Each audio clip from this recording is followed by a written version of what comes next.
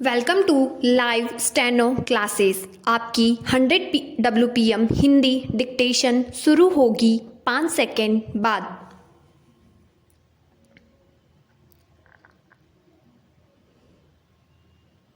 बाल गोविंद भगत मंझोले कद के गोरे चिट्टे आदमी थे। स्टॉप। 60 से ऊपर के ही होंगे। स्टॉप। बाल पक गए थे। स्टॉप। लंबी दाढ़ी या जटाजूट तो नहीं रखते थे, किंतु हमेशा उनका चेहरा सफ़ेद बालों से ही जगमग किए रहता। स्टॉप। कपड़े बिल्कुल कम पहनते। स्टॉप। कमर में एक लंगोटी मात्र और सिर में कबीरपंथियों की सी कनफटी टोपी। स्टॉप। जब जाड़ा आता कोमा एक काली कमली ऊपर से ओढ़े रहते। स्टॉप। मस्तक पर हमेशा चमकता हुआ रामानंदी चंदन कोमा, जो नाक के एक छोर से ही कोमा औरतों के टीके की तरह कोमा शुरू होता।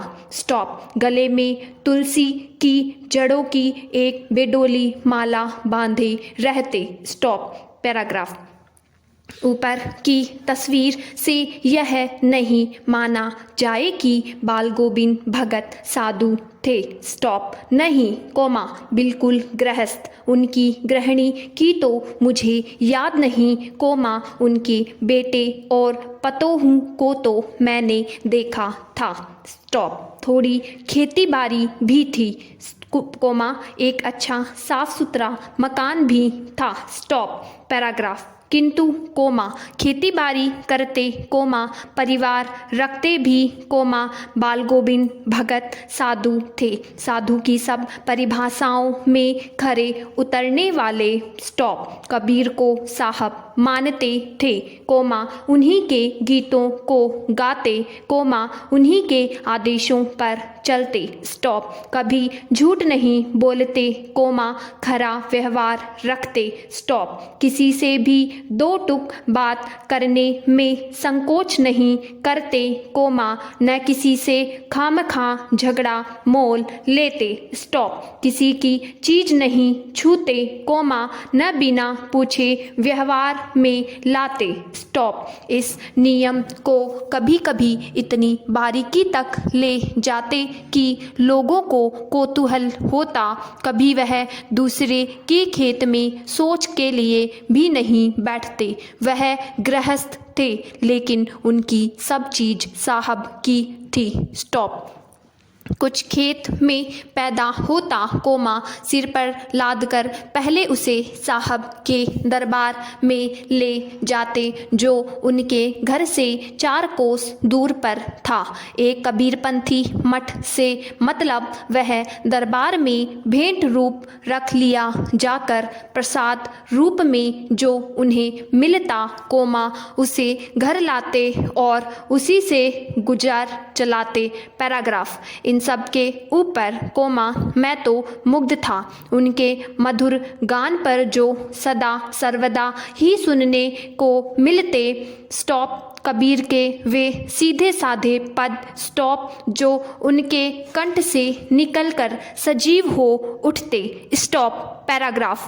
आषाढ़ की रिमझिम है। स्टॉप। समूचा गांव खेतों में उतर पड़ा है। स्टॉप। कहीं हल चल रहे हैं कोमा, कहीं रोपनी हो रही है। स्टॉप। धान के पानी भरे खेतों में बच्चे उछल रहे हैं। स्टॉप। औरतें कलेवा लेकर मेड़ पर बैठी है। स्टॉप। आसमान बादल से घिरा कोमा, धूप का नाम नहीं। स्टॉप। ठंडी पुरवाई चल रही। स्टॉप। ऐसे ही समय आपके कानों में एक स्वर तरंग झंकार सी कर उठी। स्टॉप। यह क्या है?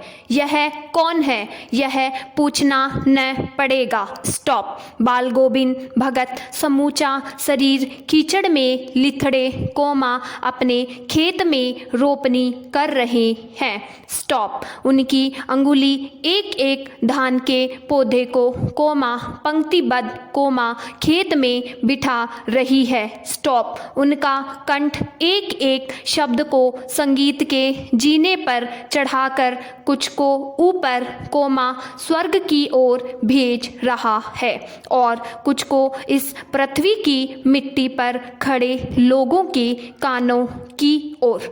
बच्चे खेलते हुए झूम उठते हैं, कोमा मेड़ पर खड़ी औरतों के होंठ कांप उठते हैं, कोमा वे गुनगुनाने लगती है, कोमा हलवाओं के पैर ताल से उठने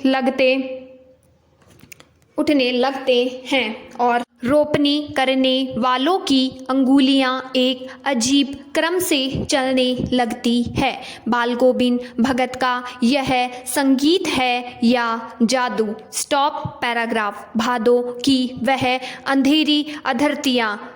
स्टॉप। अभी कोमा थोड़ी ही देर पहले मूसलधार वर्षा खत्म हुई है। स्टॉप। बादलों की गरज, कोमा बिजली की तड़प में आपने कुछ नहीं सुना हो, कोमा किंतु अब झिल्ली की झंकार या दादुरों की तरतर बाल गोविंद भगत के संगीत को अपने कोलाहल में डुबो नहीं सकती। स्टॉप। उनकी खंजड़ी ढिमक ढिमक बज रही है और वे गा रहे हैं, गोदी में पियवा, कोमा चमक उठे सखिया, कोमा चिहुक उठे ना। स्टॉप। हाँ, कोमा पिया तो गोद में ही है, कोमा किंतु वह समझती है, कोमा वह अकेली है, कोमा चमक उठती है, कोमा चिहुक उठती है।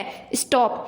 उसी भरे बादलों वाले भादों की आधी रात में उनका यह गाना अंधेरे में अकस्मात कौंध उठने वाली बिजली की तरह किसी ने चौंका देता।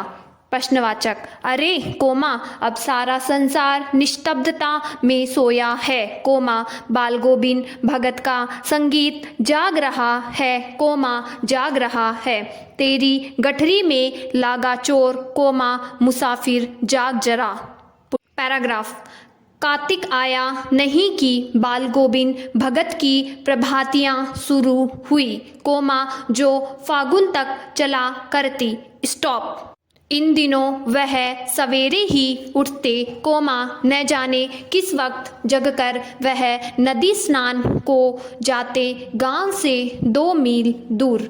स्टॉप। वहाँ से नहा धोकर लौटते और गांव के बाहर ही कोमा पोखरे के ऊंचे भिंडे पर कोमा अपनी खंजड़ी लेकर जा बैठते और अपने गाने तेरने लगते। स्टॉप। मैं शुरू से ही देर तक सोने वाला हूँ, कोमा किंतु कोमा एक दिन कोमा माघ की उस दांत किटकिटाने वाली भोर में थी, कोमा उनका संगीत मुझे पोखरे पर ले गया था। स्टॉप। अभी आसमान के तारों के दीपक बुझे नहीं थे। स्टॉप। हाँ, कोमा पूरब में लोही लग गई थी जिसकी लालिमा को शुक्र तारा और बढ़ा रहा था। स्टॉप। खेत, कोमा बगीचा, कोमा घर सब पर कुहासा छा रहा था। स्टॉप। सारा